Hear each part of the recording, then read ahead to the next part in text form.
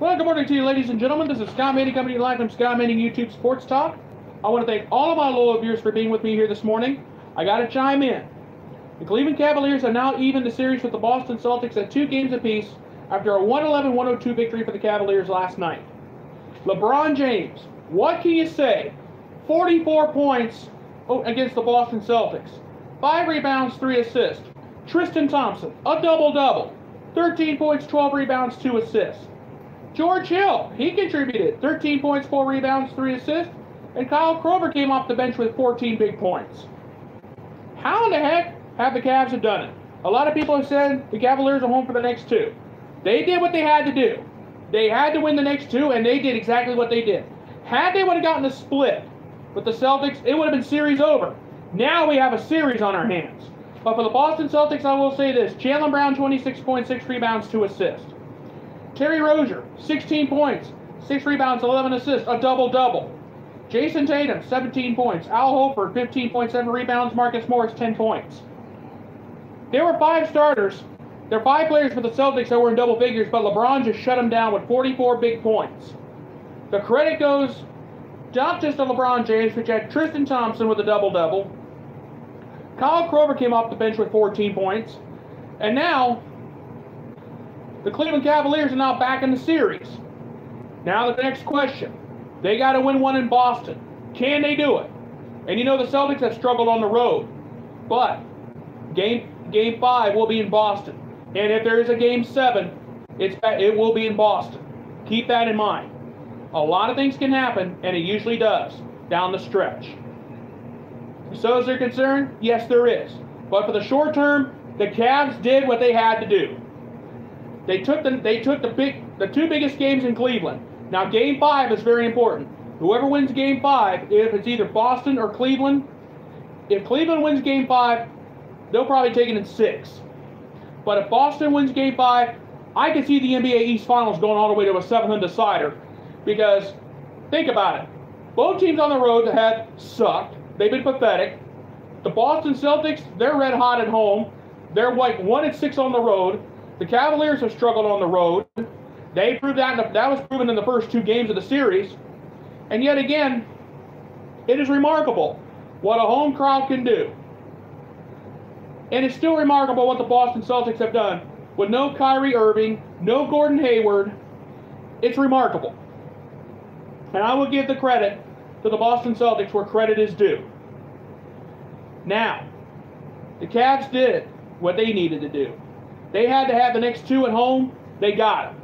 Now they got to figure out a way to win. They got to win one in Boston. No matter what. They have to take one away from the Celtics in any way, shape, or form. Or otherwise, it's going to be Boston going to the NBA Finals, and we can say goodbye to any possibility of a Cleveland Golden State number 4. But what LeBron James did was incredible. 44 big points in the short term. Now in the long run, Game 5 is back at TD Garden. Can LeBron James repeat a performance like this and get some help along the way like he did in the last 2 games? Only time will tell that. But remember, the Cavaliers gave up 108 in Game 1 and 107 in Game 2. They only gave up 86 in Game 3. And they gave up 102 in Game 4. So when the Cavs are red hot, they're red hot. But when they're stone cold, they're stone cold. There's no doubt about it. So I'm going to say it now. LeBron James did what he did. The Cavaliers they played their guts out. They played their hearts out last night, man. That's all there is to it. Now we'll say this for the Boston Celtics. Jaylen Brown, 25 points. He's one of the reasons why the Celtics have been doing remarkable. Terry Rozier, 16 points. He had a double-double in a losing effort. I hate double-doubles and I hate triple-doubles in a losing effort, people.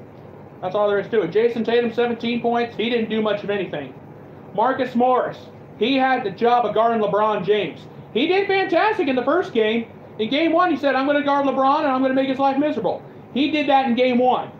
Game 2, Marcus Morris kind of let LeBron get carried away, but the Celtics still won. In Games 3 and 4, Marcus Morris hasn't even been a factor. So should the Celtics be worried? Yes. Should the Cavaliers be worried? Yes. And here's why. Here's why the Celtics should be worried. Marcus Morris didn't do his job in the last game. He guarded LeBron James. So there's concern there in Boston. But the bigger concern is with Cleveland. And here's why. The Cavaliers have to find a way to win in TD Garden and win on the road and win in Boston. They haven't done that. They haven't done very well at that. So Game 5. Whoever takes Game 5 is going to win the series, people. That's all there is to it. If the Cavs take Game 5, they'll win. They'll take it in Game 6 in Cleveland. If the Celtics win Game 5, we're going all the way to it. It's going to a 7th decider, because I don't see the Boston Celtics winning in Cleveland at all. And they proved it the last 2 games. They only put up 86 on the board in Game 3. They did better. They put up 102 in Game 4. But there's a long way to go. And anything can happen. And it usually does. All right, folks, I'm going to go ahead and get on out of here. Please subscribe to my YouTube channel. My name is Scott Manning. Just type my name down, look for this pretty face, and you'll see all the sports videos I've done so far. I'll be back tomorrow morning with another video, but until then, this is Scott Manning saying have a great day. Thank you, guys. You have a wonderful day, and I thank you, and have a wonderful day. Goodbye, everybody, and thank you.